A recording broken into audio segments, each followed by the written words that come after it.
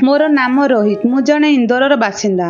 मो दीदीर नाम अंकिता, ताको 21 वर्ष बयस, मते 19 वर्ष बयस। मु बहुत स्मार्ट हैंडसम देखा जाउछि। मु निजे स्कूल मोर प्रथम गर्लफ्रेंड तैयारी करिथिली, तेणु तुमे बुझी पारुथिबो जे मु केउ प्रकार व्यक्ति। मो दीदी देखिबाकू बहुत सुंदर।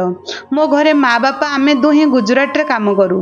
2 वर्ष मध्य केवल थरे किंबा 2 थर घर को आसंती बुलिबाकू। कॉलेज रे मो प्रथम वर्ष रे पढ़ुछि। मु तुमको कहिथिली जे मो दीदी रूप रे बहुत सुंदर, किंतु आज पर्यंत से कौनसी पुओ को मध्य चाहि नाहंती। हठात से जन अति सरल झियो। मु मध्य मो दीदी को भूल नजर रे चाहि नथिली। मु जानि नथिली जे एही परि किछि घटिबो। थरे बापा घर को आसीबा परे माँ कहिला चलो बाहर को बुलिबा को जिबा। बापा कहले चल जिबा, किंतु आमको आसंदा काली जिबाको पड़िबो। एथर मोर प्रथम सेमिस्टर परीक्षा बहुत दिन धरी सरी नाही। शेष गोटे पेपर बाकी अछि। केमिति बाहर को बुलिबा को जिबा। मो दीदी परीक्षा मध्य चलिथिबारु दीदी जाई परिला नाही। दीदी मध्य जिबाको मना करिदेले। एपरि बापा एवं मम्मी को योजना एकाकी जिबाको हेला। से माने जिबा पई पैक करिबा आरंभ कले। परदिन मु टिकेट बुक करदेली। मु सकाळे सेमानको कार स्टेशन रे छाड़ी देली। परदिन आसी शोइली। मोर गोटे परीक्षा देबार थिला। प्रथमे मु सकाळे शोइबाको चिंता कली। सकाळ प्राय 9टा बेले मु उठिली। दीदी मते करि सारिछंती। मो घरे 3टी रूम अछि, गोटे मो पई, गोटे अन्य समस्तଙ୍କ ପାଇଁ। मो मनरे एपर्यंत खराब भावना नाही। दीदी पई किछि भूल करि नथिले, किंतु जेतेबेले आमे जलखिया खाइबाको बसिलु, दीदीଙ୍କ सहित कौन हैला मु जानि नाही। से बारंबार आत्मसमर्पण करी निजको संशोधन करुथिले। मते देखुथिला। तापरे प्रथम थर पाई मु मो दीदी विषय भूल भाविबाको बाध्य हली। जलखिया खाइबा परे से सीधा बाथरूम को गले। मो रूम को आसीबा परे मु पाठ पढुथिली। रोषेई काम सारिबा परे मो दीदी तांको रूम को जाई पाठ पढ़ा आरंभ कले। दीदी रात्रि भोजन पाई प्रस्तुत करुथिले खाइबा। मु मध्य रोषेई घर को गली। दीदी को सहाय्य करबा को लागिली। मु किछि न कहि चुपचाप होई गली। गोटे फिल्म देखी मु कहिली दीदी मिसिकी फिल्म देखिबा। दीदी कहले तेबे कौन हैला, चल मो पाई आउ थरे देखिबा। मु कहली हौ ठीक अछि। तापरे आमे दुहे खाइबा रांधिलु। खाइबा परे मु मो घर को गली। रूम भीतर को गला। बासन गोसन सफा करने को दीदी रोषेई घर को गले। से किछि मिनिट पर आसिला। लैपटॉप तांको हाथ रे थिला। से आसी मो बिछना रे बसीगला। दीदी रूम को आसिला। तापरे आमे एंड गेम देखिबा आरंभ कलु। किछि समय पर मु विरक्त हेबाकू लागिली, कारण मु एही वीडियो पूर्वरु अनेक थर देखिछि। मु जेतेबेले दीदी को देखिली, दीदी मते पचारिला तुमे काहेकि फिल्म देखुना, तुमे काहेकि देखुना हो, आउ मते चाहि रहिछ। मु कहली मु एई फिल्म को अन्य थर देखिछि, चल आउ किछि करिबा। से कहिला हाँ हौ। मु कहली चल आउ किछि समय पई अलगा फिल्म देखिबा। दीदी कहला ठीक अछि। मोर पेप्सी रो सेई छोट बोतल अछि, मु ताको फ्रिज रु आनुछि। आज मु याको आज दीदी को पीबा को देइथिली। तापरे मु कहली हौ आरंभ कर। से कहला सर्वप्रथमे बोतल को घुनन कली। एहा आसी मो पाखरे पड़ीगला। सेठारे तुमर स्तन को तुमे कौन कहूछ। मु कहली से हठात मते पचारिले तुमर गर्लफ्रेंड अछि कि नहीं। दीदी मो सहित कौनसी कथाबार्ता होई नथिला, किंतु आज मु जाने नहीं दीदी केउ मन भाव थिले। मु मध्य कहली हाँ से मोर गर्लफ्रेंड। वास्तव में मोर 4टी गर्लफ्रेंड अछि, किंतु मु केवल गोटिए को कहली। तापरे मु तांको फोटो देखाइबा को लागिली। मु थरे गोटिए प्रश्न कहली। दीदी हसिबा को लागिले। मु पुणी बोतल को घुनन कली। एथर बोतल मो दीदी पाखरे एक मन भाव रे अटकी गला। से मध्य एहा को छड़ाई नेउछि। मु मो दीदीर गर्लफ्रेंड को प्रश्नर सह सामना करुछि। मु मध्य उत्साहित थिली। मु तांको मध्य पचारिथिली कि तमर प्रेमिक अछि कि नहीं। से स्पष्ट भाव रे मना करिदेले। मो दीदी बहुत सरल, मु तुमको कहि सारिछि। एहा परे बोतलटी पुनी घुनन हला।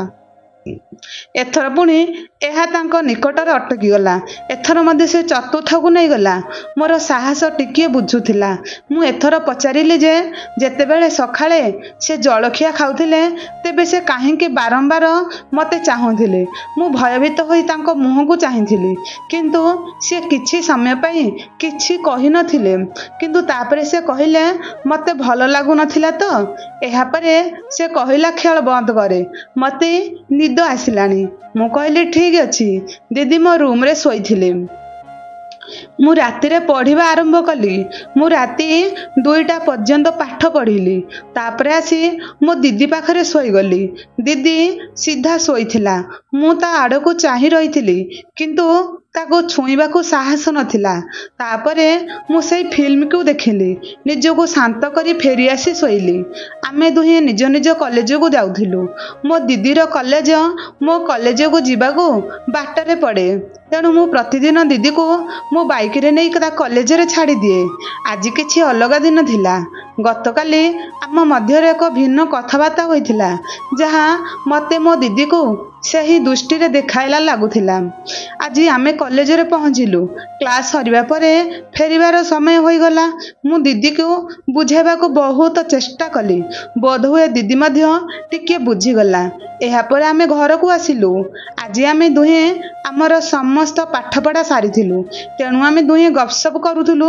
କିନ୍ତୁ ରାତିରେ ଶୋଇନଥିବାରୁ ମୋତେ ନିଦ ଆସୁଥାଏ। ମୁଁ ଶୀଘ୍ର ଶୋଇବାକୁ ଗଲି। ମୁଁ ଯେତେବେଳେ ସକାଳୁ ଉଠି ଦେଖିଲି ଦିଦି ରୋଷେଇ ଘରେ ଅଛି, ମୁଁ ଆଶ୍ଚର୍ଯ୍ୟ ହୋଇଗଲି। ମୁଁ ଯାଇ ରୋଷେଇ ଘରେ ପହଞ୍ଚିଲି। ଦିଦି ରୋଷେଇ ଘରର ଷ୍ଟୁଲରୁ ଖସି ପଡ଼ିଛନ୍ତି। ଗୋଟିଏ ଡବା ମଇଦା ମଧ୍ୟ ତାଙ୍କ ଉପରେ ପଡ଼ିଯାଇଛି, ଯାହେତୁ ତାଙ୍କ ମୁଣ୍ଡରେ ଆଘାତ ଲାଗିଛି। ସେ ଏକ ମୂର୍ତ୍ତି ପରି ଠିଆ ହୋଇପାରିନଥିଲେ। ପ୍ରଥମେ ମୁଁ ତାଙ୍କୁ ମୋ କୋଳରେ ଉଠାଇ ତାଙ୍କୁ ବିଛଣାରେ ରଖିଥିଲି। ତାପରେ ଡାକ୍ତରଙ୍କୁ ଡାକିଲି। ମୁଁ ବହୁତ ନର୍ଭସ୍ ଥିଲି। ଡାକ୍ତର କହିଥିଲେ ଯେ ଡାକ୍ତର ଦେଖି ତାଙ୍କୁ ଔଷଧ ଦେଲେ କିଛି ଅସୁବିଧା ହୋଇନାହିଁ, କେବଳ ମସାଜ କରିଦେଲେ ଭଲ ହୋଇଯିବ। ଡାକ୍ତର କହି ସେ ମୋତେ ଏକ ବୋତଲରେ ତେଲ ଦେଲେ। ମୋତେ ମୋ ଦିଦି ମାଲିସ କରିବାକୁ କହିଥିଲେ। ଡାକ୍ତର ଚାଲିଗଲେ। ସେଦିନ ମୁଁ ବାହାରରୁ ଖାଦ୍ୟ ଅର୍ଡର କଲି। ଶୋଇବା ସମୟରେ ମୋ ଦିଦିକୁ ଖାଇବାକୁ ଦେଲି। ତାପରେ ଯେତେବେଳେ ମୁଁ ବାହାରକୁ ଆସିବା ପାଇଁ କହିଲି, ଦିଦି ମୋତେ ଡାକି କହିଲା, କିଛି କହିଲୁ ନାହିଁ। ବୋଧହୁଏ ସେ ମୋତେ କିଛି କହିବାକୁ ଚାହୁଁଛନ୍ତି, କିନ୍ତୁ ଲଜ୍ଜା ହେତୁ କହିପାରୁନାହିଁ। ମୁଁ ପଚାରିଲି, ମୋତେ କହ। ସେ ଆଙ୍ଗୁଠି ଦେଖାଇ ଦେଇ ତାଙ୍କ ପାଦକୁ ମାଲିସ କରିବା ପାଇଁ ମୁଁ ମଧ୍ୟ ମାଲିସ କରିବାକୁ ତେଲ ବୋତଲ ଆଣିଲି। ମୁଁ ରାଗ ହୋଇ ମୋତେ କିଛି ପଚାରିଲି, ତୁମକୁ କିପରି ଲାଗୁଛି? ତେଲ ମାଲିସ କଲେ। ମୁଁ କହିଲି, ଦୁଃଖିତ, ଆଉ କିଛି ନାହିଁ। ଯେତେବେଳେ ପୁନର୍ବାର ପଚାରିଲି, ମୁଁ କହିଲି, ତୁମେ ସୁନ୍ଦର। ତାପରେ ଦିଦି ଦୁଃଖିତ ହୋଇ କହିଲା ଯେ ଆମେ ଭାଇ ଭଉଣୀ, ତେଣୁ ଏପରି କଥା ହେବା ଉଚିତ ନୁହେଁ। ମୁଁ ଦିଦିଙ୍କୁ ବୁଝାଇଲେ ଯେ ସେ ଚାହିଁଲେ ଆମେ ତାହା କରିପାରିବା। ପ୍ରଥମେ ଦିଦି ମନା କରିଦେଲା। ତାପରେ ସେ ରାଜି ହେବା ମାତ୍ରେ ମୁଁ ପରେ ଏହା ରୋଲ୍ କ୍ରିମରେ ଆସିଥିଲି, ଯାହା ଦିଦି ସମୟ ଦେଖିଥିଲେ। ମୁଁ ଚାଲିଗଲି। ବର୍ତ୍ତମାନ କ'ଣ ହେବ? ପ୍ରଥମେ ସେ ଜାଣିବାକୁ ପାଇଲେ, କିନ୍ତୁ ପରେ ସେ ମୋତେ ସମର୍ଥନ କରିବା ଆରମ୍ଭ କଲେ। ସେପରି ନୁହେଁ, କାରଣ ମା ଏବଂ ବାପା ରାତି 2ଟାରେ ମୋ ପାଖକୁ ଆସିଥିଲେ ଏବଂ ସେସବୁ ଆମେ କରିଥିଲୁ। ଆମେ ମା ଏବଂ ବାପା ଆସିବା ପୂର୍ବରୁ ଅନେକ ଥର ଏହି ଖେଳ ଖେଳୁଥିଲୁ। ଦିଦି ମଧ୍ୟ ଏହି ଖେଳକୁ ଭଲ ଭାବରେ ଏନ୍ଜୟ କରୁଥିଲେ। ଯଦି ଆପଣ କାହାଣୀକୁ ପସନ୍ଦ କରନ୍ତି, ଭିଡ଼ିଓକୁ ଲାଇକ୍ ଆଉ ସବସ୍କ୍ରାଇବ୍ କରନ୍ତୁ। ରହୁଛି। ପୁଣି ଦେଖାହେବ ଆଉ ଗୋଟିଏ ନୂଆ ଭିଡ଼ିଓରେ।